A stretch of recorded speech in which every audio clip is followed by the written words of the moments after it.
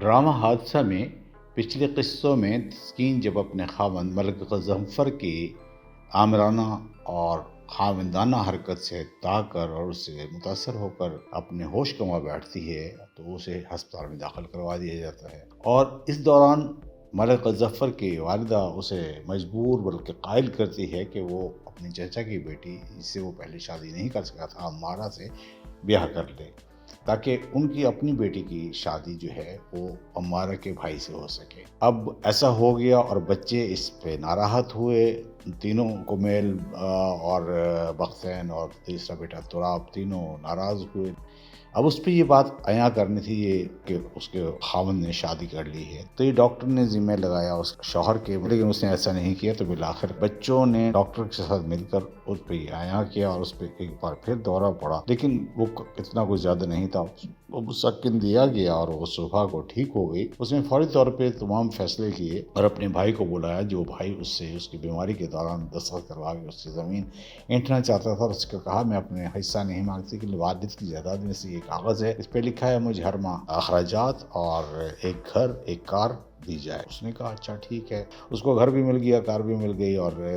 بچے بھی اس کے ساتھ آ گئے۔ اس نے اپنے شوہر کو بلایا اور اسے کہا کہ یہ طلاق نامہ ہے، اس پہ دستخط کر دو۔ وہ پہلے تو اینوہا کرتا رہا، ناراض ہوا اور جھنجھلا کے وہ فائل لے کے چلتا بنا۔ وہاں وہی ہوا جو اس کی والدہ چاہتی تھی۔ اس کی والدہ نے پھر اسے قائل کرنے کی کوشش کی، وہ بظاہر تو قائل نہیں ہوا، لیکن اس نے بعد میں اس پہ دستخط کر دیے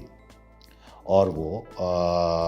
اس کا طلاق ہو گئی۔ اس اثناء میں تسکین نے پریس کانفرنس کر کے جو اس پر جن لوگوں نے زیادتی کی تھی ان کو باور کرایا کہ اب وہ تنہا ان کو ان کے قبر سے بھی نکال کے ان کو پھانسی چڑھائے گی۔ ڈرامہ آگے بڑھ رہا ہے، یہ اچھا جا رہا ہے، ڈرامہ اچھا بنایا گیا ہے، اور اس پہ کیوں اعتراض لگے تھے وہ آپ کو یاد ہی ہوگا، سیالکوٹ موٹر وے والا سلسلہ تھا، لیکن وہ بہرحال وہ ڈرامہ پھر سے جاری ہے، یہ دیکھتے رہیے گا۔ ساتھ ہی ہم بات کرتے ہیں ڈرامہ نوروز کی، جو لڑکی گم ہو کے جو ایک ویلاگر کے ساتھ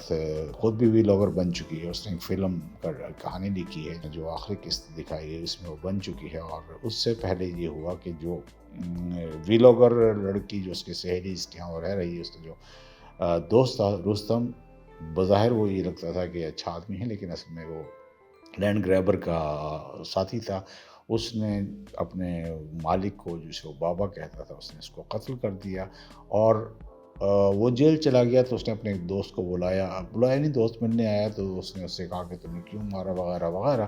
تو اس نے کہا کہ 5 لاکھ میں نے تمہارے دینے ہیں، میں تمہیں 20 لاکھ دوں گا، تو تم جو ہے نا ایک کام کر دو، رشتینہ کو بلا دو، رشتہ کو مجھے مل جائے۔ رشتینہ آتی ہے اور وہ پوچھتی ہے اپنی اسی معصومیت کے ساتھ ایسا کیوں ہوا، وہ اس سے بتاتا ہے کہ کاروان خان اور جو واجد تھا وہ دونوں دوست تھے اور وہ تمہیں قتل کرنا چاہتا تھا، تو یہ اسے فون جب کر رہا تھا، میرے پاس اور کوئی راستہ نہیں تھا، تو میں نے اسے مار دیا۔ اور پھر وہ اپنا اظہار محبت کے خاص انداز میں کرتا ہے، ایک لمحے کے لیے میری طرف دیکھو۔ اس لمحے کے دوران وہ اسے دیکھتا ہے اور کہتا ہے کہ میں نے یہ لمحہ، یہ بات، یہ جو دیکھا ہے، یہ میں نے اپنے